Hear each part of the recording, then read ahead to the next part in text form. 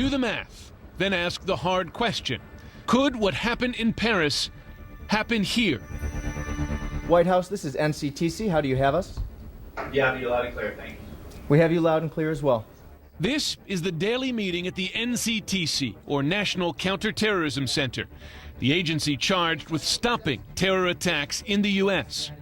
Critical to heading them off is first understanding what's happening elsewhere.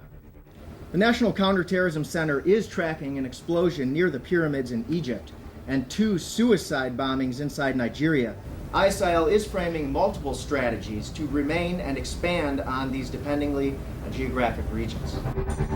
That means ISIS makes different plans for different places, like putting a bomb on an airplane in Egypt or striking France's capital. ISIS is an organization that is definitely still expanding and growing. Growing, and says NCTC Director Nicholas Rasmussen, learning.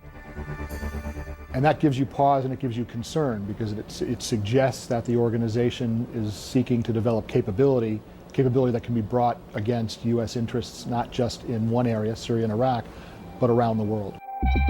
One critical innovation: avoiding surveillance altogether.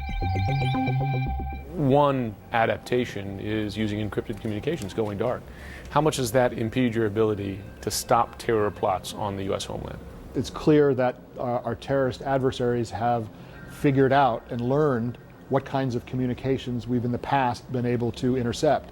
And they now understand that if they take those communications offline or find other ways to communicate, that they can shield their communications from us. Just like the attackers allegedly did in Paris. Another factor? Aspiring terrorists hiding and training in what intelligence officials call hard targets. It's true, we do not have as clear a picture as we would like of what they are up to when they are inside the conflict zone. A conflict zone like Syria, where operatives can learn to use weapons, make bombs, and communicate covertly. Skills that allowed a handful of men in France to make a global impact.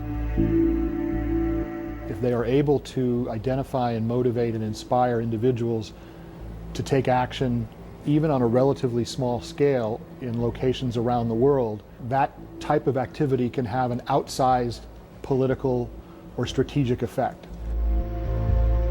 Devastating Paris, one of the world's great cities, just as New York was devastated 14 years ago. Are we safer today than we were then? In my 50-plus years in intelligence, I don't know of a time when we've been beset by a more diverse array of challenges, threats, crises around the world. James Clapper is the Director of National